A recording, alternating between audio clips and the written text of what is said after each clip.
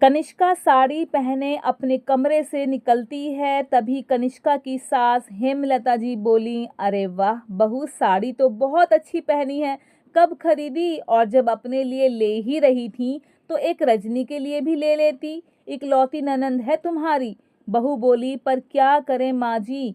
हेमलता जी बोली, सबकी किस्मत में मेरी जैसी भाभी थोड़ी ना होती है। जबकि अखिल की 4 बुआ थीं, फिर भी कभी कोई ये नहीं कह सकता था कि भाभी ने कंजूसी करी है। तभी बहू बोली, माँ जी ये साड़ी नई तो है, पर मैंने नहीं खरीदी है, इन्होंने मेरे जन्मदिन पर दी है। हेमलता जी मुंह बनाकर बोली, हाँ, शादी के बाद भाई तो बदल जाता है, पर इसमें भी दोष भाभियों का ही होता है।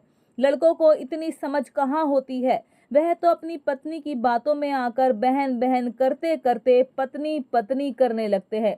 एक अब का ज़माना है और एक तब का ज़माना था, जहाँ शादी के बाद भी किसी रिश्ते में कोई बदलाव नहीं आता था, बस परिवार में एक नया सदस्य जुड़ जाता था। पर अब शादी के बाद सिर्फ पति पत्नी ही दोनों रहते हैं, बाकी परिवार एक तरफ। कनिष्का अब चिढ़ गई थी। एक नई साड़ी क्या पहन ली, माँ जी ने पूरी महाभारत रचा ली। अखिल ने उसे ये साड़ी पहनकर तैयार होकर रहने को कहा था। आज कनिष्का का जन्मदिन था और अखिल उसे बाहर ले जाना चाहता था। हल्की गुलाबी शिफॉन की साड़ी पहनकर सज सवर कर कनिष्का खुशी के मारे लाल हुई जा रही थी। पर अब हेमलता जी की ऐसी बातों से उसकी खुशी चली गई। उसे अब ना तो कहीं बाहर जाना था और ना ही ये साड़ी उसे अब भा रही थी।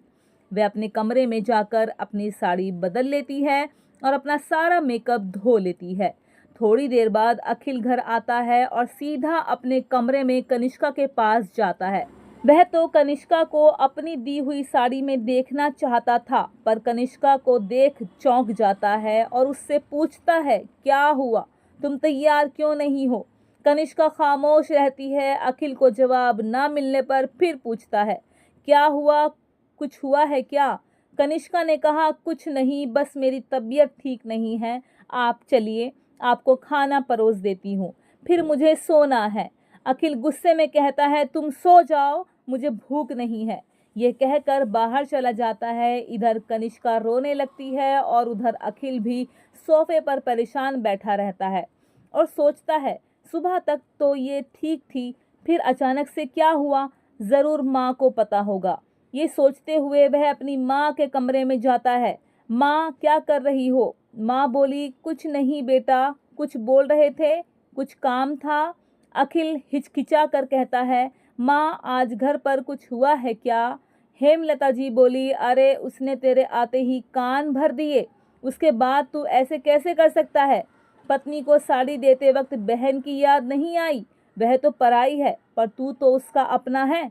अखिल बोला, माँ आज उसका जन्मदिन है, इसीलिए उसे साड़ी ला कर दी। रजनी को भी तो उसके जन्मदिन पर तोहफा देता हूँ ना, तब तो कनिष्का को नहीं देता। हेमलता जी कहती हैं, कनिष्का तो बड़ी है, वह समझ जाएगी, पर रजनी, वह तो छोटी है ना, उसे तो यही लगेगा कि उसके भैया को उसकी परवाह नहीं। मुझे पता है, आज भी मैं कुछ खरीदती हूँ तो तेरी चारों बुआ के बारे में ना सोचूं, ऐसा कभी हो ही नहीं सकता।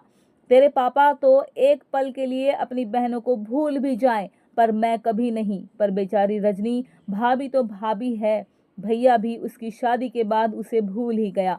अखिल बोला, पर माँ, मैंने तो कभी आपको अपने साथ चारों बुआओं की खरीदारी करते नहीं देखा।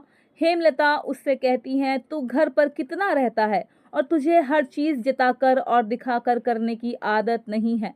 देख बेटा, तुझे नहीं देना रजनी को कोई बात नहीं, पर इतने सवाल मत कर। अब समझ आ रहा है, लोग जो कहते हैं कि शादी के बाद बेटी नहीं बेटा पराया हो जाता है।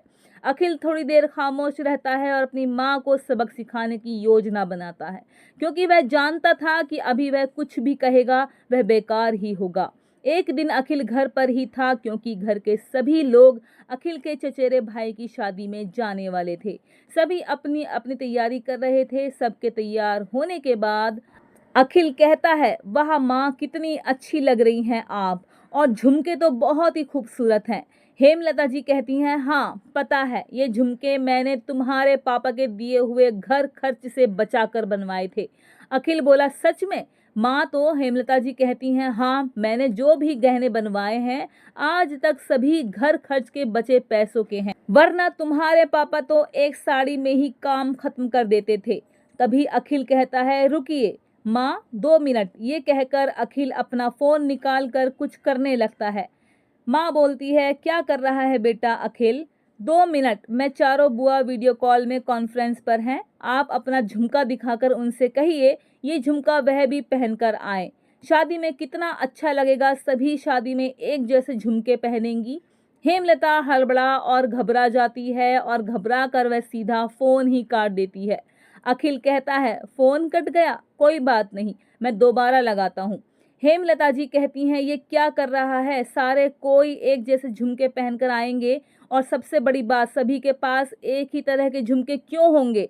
अखिल कहता है, सॉरी माँ, एक जैसे नहीं होंगे पर अलग डिजाइन के तो होंगे जो आपने उन्हें दिया होगा। हेमलता जी हैरान होकर अखिल की ओर देख रही थी। माँ, आपने कहा था ना, आप कोई भी चीज खरीदती हैं तो वही चारों को भी जरूर देती हैं, इसलिए मुझे लगा आपने झुमके भी दिए होंगे। हेमलता जी कहती हैं, क्या तू पागल हो गया है जो कपड़े और सोने को एक कर रहा है? ऊपर से 4 तेरी बुआ, मेरा तो दिवाला ही निकल जाता। अखिल, तो फिर साड़ी ही देती होंगी। अखिल के पापा बोले, क्या कहा तुमने? तुम्हारी मम्मी साड़ी देगी और वो भी मेरी बहनों को? कभी तो तीज त्योहार में मैं ही ले आता था उनके लिए कपड़े, जिस पर तुम्हारी माँ महाभारत करती थी। हेमलता जी अब अपनी नजरें झुकाए खड़ी थीं। अखिल कहता है, शादी के बाद कोई पराया नहीं होता, बस हमारी सोच पराई हो जाती है। माँ, हर कोई सास बहू की लड़ाई में बेटे को तुरंत दोषी बना देता है, पर कोई ये नहीं सोचता कि बेटा किसकी तरफ से बोले। पर कभी कभी वह बीच में फंस जाता है। जिस तरह उसने आज तक अपने बेटे भाई होने का फर्ज निभाया, उसे अब पति होने का भी फर्ज तो निभाना है, अपने जीवन साथी का भी तो साथ देना है।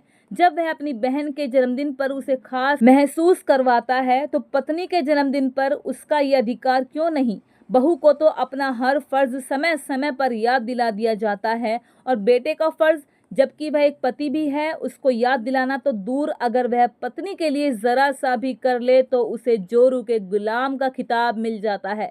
बस यही कारण है माँ, घर में लड़ाई का, और ये सोच उस जमाने में भी थी और इस जमाने में भी है। हेमलता जी कहती हैं, माफ कर दे बेटा, सच कहा तूने। हम माएँ अपने बेटे का विवाह करने को तो उत्सुक रहती हैं, पर अपने बेटे को बढ़ता हुआ देख हमारा मन भी खराब हो जाता है। पर अगर हम माओं को बेटे की शादी के बाद एक बेटी मिल जाएगी, ये सोच रखें, बेटा पराया हो जाएगा, तो सच में उसे घर से सुखी और कोई घर नहीं होगा। आशा करती हूँ दोस्तों ये कहानी आप लोगों को अच्छी लगी होगी। आप इसे लाइक शेयर कर आनी ऑफिशियल कहानियाँ चैनल को सब्सक्राइब ज़रूर करना। धन्यवाद।